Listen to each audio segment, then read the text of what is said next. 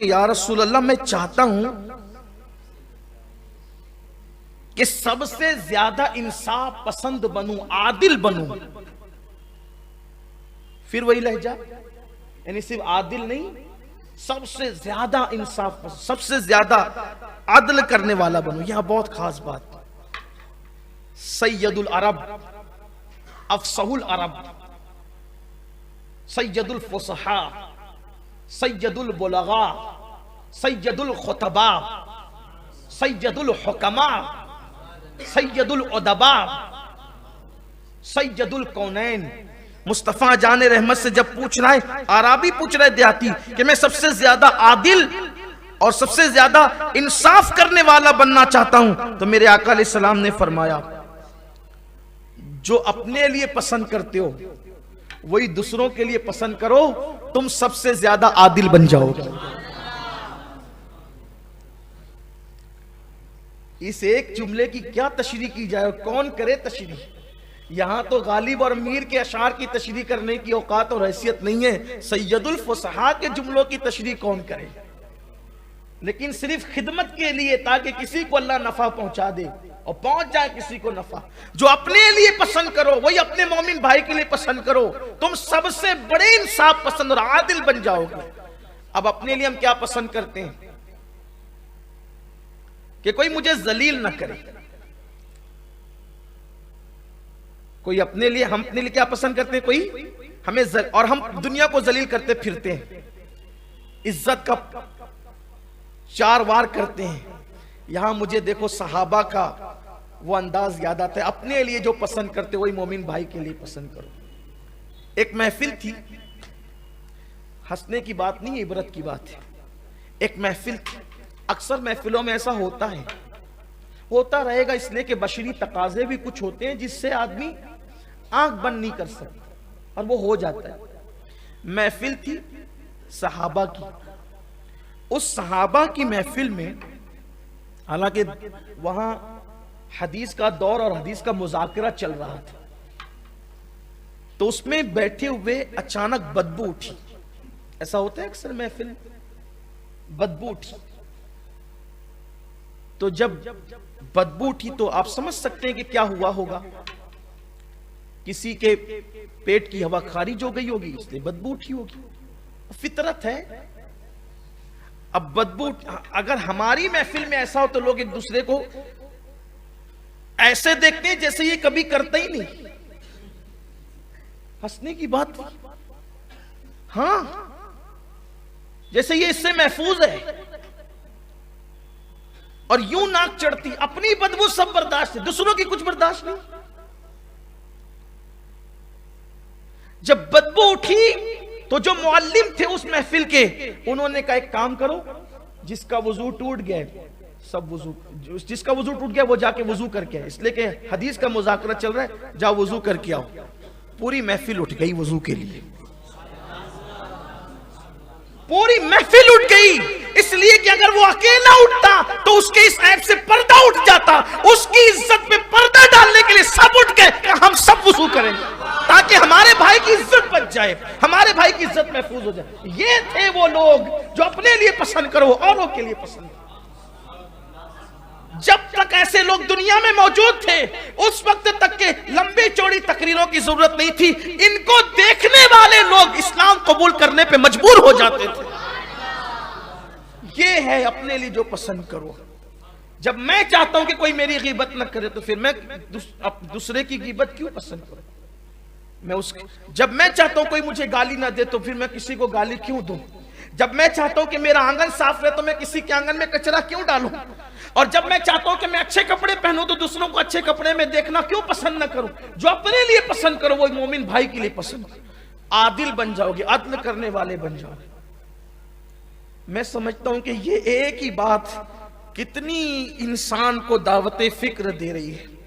और जब मैं चाहता हूं कि मेरी मगफिरत हो जाए, तो मैं भी चाहता हूं दूसरों की हो जाए, और अगर मेरी वजह से होती है तब तो मैं और चाहता हूं कि हो जाए। क्यों पता है? जब भी किसी के इंतकाल की खबर पहुंचती है, मेरा अपना मामूल बता रहा हूं और तहदीस से नेमत के लिए बता रहा हूं, हमारी कोई औकात और हैसियत नहीं है। जब भी किसी के अगर उससे इख्तिलाफ भी था किसी वजह से, फिर भी इंतकाल के बाद उसकी लंबी चौड़ी तारीफ के जुमले कहता ही है। उसकी वजह यह होती है कि जब कोई मुसलमान का, मोमिन का इंतकाल होता है तो फरिश्तों को रूए जमीन पे फैला दिया जाता है, जरा देखो तो सही इसके बारे में बातें क्या हो रही है। अगर उसके बारे में लोग कहते हैं क्या अच्छा था, क्या अच्छा था, क्या अच्छा था, और फरिश्ते कहते तो सब तो अच्छा ही करे, तो अल्लाह फरमाता है मेरे बंदों के गुमान की लाज रखूंगा, उसको बख्श दिया। इनके कहने पे बख्श, इनके कहने, तो अगर अपने कहने पे कोई बख्शा जा रहा है तो फिर होना चाहिए, इसलिए कि कितना भी पापी होगा कोई एक तो खूबी होगी उसी का जिक्र कर दे। इसीलिए ये काम किया करें आप भी। अगर किसी का इंतकाल हुआ करें तो 2 4 5 लोगों के पास मैयत में उसकी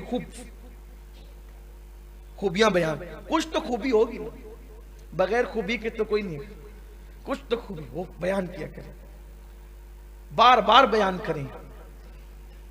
इसीलिए हमारे बड़े बुजुर्ग लोग औलियाए किराम वसीयतनामे में ये लिखते थे कि जब मेरा इंतकाल हो तो मेरा जनाजा रखना, और मेरा जनाजा रखने के बाद लोगों से कहना कैसा था। जाहिर सी बात है लोग तो कहेंगे ना अच्छा था, बस अगर चंद लोगों ने कह दिया अच्छा था तो कब्र में जाने से पहले ही मगफिरत हो जाती है। इसलिए इस बात को भी हम जिंदा करें। तो जो अपने लिए पसंद करते हो वही अपने मोमिन भाई के लिए भी, अपने दूसरे भाई के लिए भी पसंद करो, आदिल बन जाओगे। फिर उन्होंने अर्ज किया या रसूल अल्लाह, वो अराबी कहते हैं मैं अल्लाह की बारगाह में खास मकाम हासिल करना चाहता हूं।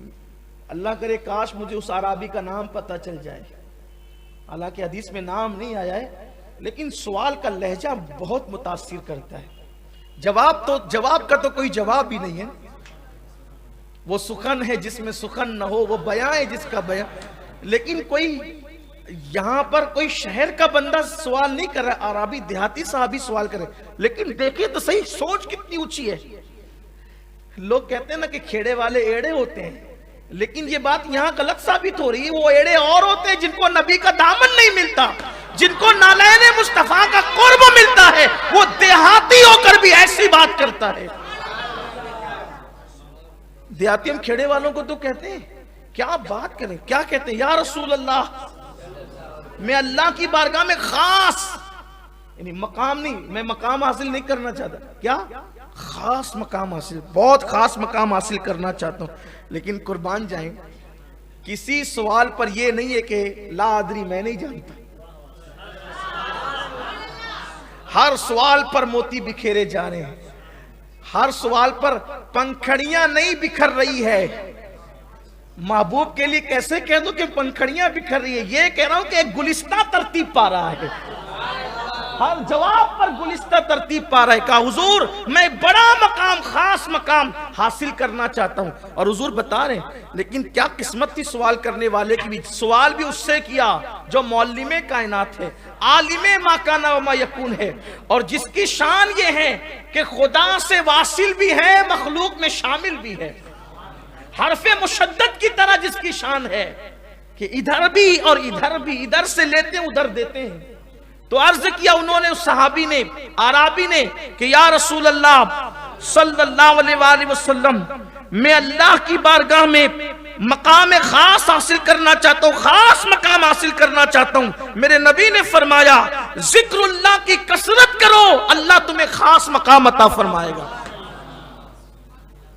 आ गई जिक्र की बात, अल्लाह का जिक्र कसरत से करो, सुभान अल्लाह, अल्हम्दुलिल्लाह, अल्लाहु अकबर, अल्लाह का जिक्र करो, चलते फिरते उठते बैठते। इसलिए कि जब हम अल्लाह का जिक्र करते हैं तो अपनी शान के मुताबिक अल्लाह भी हमारा जिक्र करता है। शेख अबू मली बहुत बड़े बुजुर्ग थे, जब वो अल्लाह का जिक्र करते थे तो कैफ में आते थे, वजद में आते थे, बहुत खुश होते थे। जब अल्लाह का जिक्र करते थे बहुत खुश होते थे। लोग कहते थे क्यों खुश हो रहे हो? कहा मेरा जिक्र अल्लाह कर रहा है, अल्लाह मेरा जिक्र, अल्लाह आपका जिक्र कर रहा है। कहा कि तुमने नहीं पढ़ा फज़कुरूनी अज़कुरकुम, कि तुम मेरा जिक्र करो मैं तुम्हारे चर्चे करूंगा। और हदीस पाक है, जब तुम महफिल में अल्लाह का जिक्र करते हो, अल्लाह इससे बेहतर महफिल, फरिश्तों की महफिल में तुम्हारा जिक्र करता है। जब तुम मजमे में जिक्र करते हो, वो फरिश्तों के मजमे में तुम्हारा जिक्र करता है। और जब तुम अकेले में अल्लाह का जिक्र करते हो तो अल्लाह तबारक व तआला शान तन्हाई के साथ तुम्हारा जिक्र फरमाता है और वो तुम्हारे चर्चे का, अल्लाह का जिक्र करो। लेकिन यहां फिर एक बात कहूंगा और जरूर कहूंगा, जिक्र वो नहीं है, जिक्र कहते हैं याद को, जिक्र कहते हैं जबान कह रही अल्लाह अल्लाह अल्लाह और दिल में कुछ है ही नहीं, कुछ पता नहीं क्या हो रहा है। तो जब जबान अल्लाह कहे तो दिल में भी तो अल्लाह की याद हो। कुछ लोग तो ऐसे हैं कि वो यूं तस्बीह फिराते हैं कि लगता है कि पढ़ क्या रहा है। जो जिस स्पीड से तस्बीह घूमती है पता नहीं चलता कि पढ़ क्या रहा है, कौन सा जिक्र। मैं समझता हूं कि बहुत मुख्तसर सा भी अगर कोई जिक्र होगा तो भी वो इतनी तेजी से तस्बीह नहीं फिरेगी।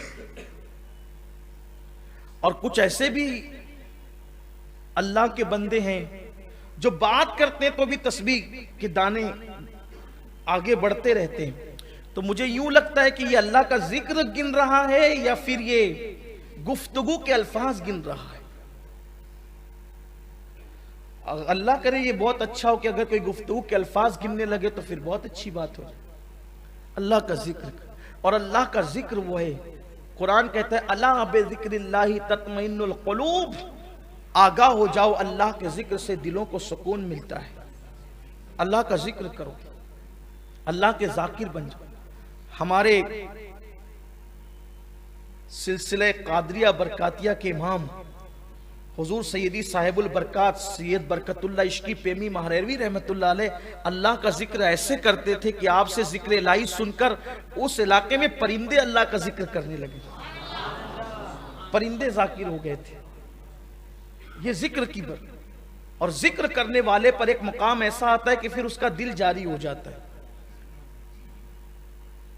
और सबसे अफजल जिक्र है, अफजलुल जिक्र ला इलाहा इल्लल्लाह मुहम्मदुर रसूलुल्लाह सल्लल्लाहु अलैहि वसल्लम।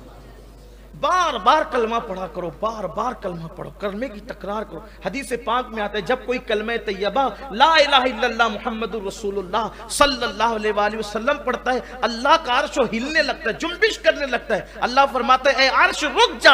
अर्श कहता है कैसे रुकूं, वो कलमा पढ़ रहा है, जब तक उसे बख्शा नहीं जाएगा मैं कैसे रुक सकता हूं। इरशाद होता है तू बाद में हिलना शुरू हुआ, हमने तो उससे पहले उसकी मगफिरत फरमा दी। कलमा बार बार पढ़ो, और हो सके तो रोजाना 100 मरतबा पढ़ने की आदत डालो, और इस तरह पढ़ो ला इलाहा इल्लल्लाह मुहम्मदुर रसूलुल्लाह सल्लल्लाहु अलैहि वसल्लम। कलमा भी हो जाएगा, दुरूद शरीफ भी हो जाएगा। आदत डालो कलमे की। सहाबा किराम एक दूसरे को कहते थे कि चलो अपने ईमान की तजदीद करेंगे, ईमान की पॉलिश करेंगे, ईमान को नया करेंगे, उसकी पॉलिश करेंगे। कैसे करेंगे? बैठ करके ला इलाहा इल्लल्लाह पढ़ने लगते थे, का इससे ईमान ताज़ा होता है।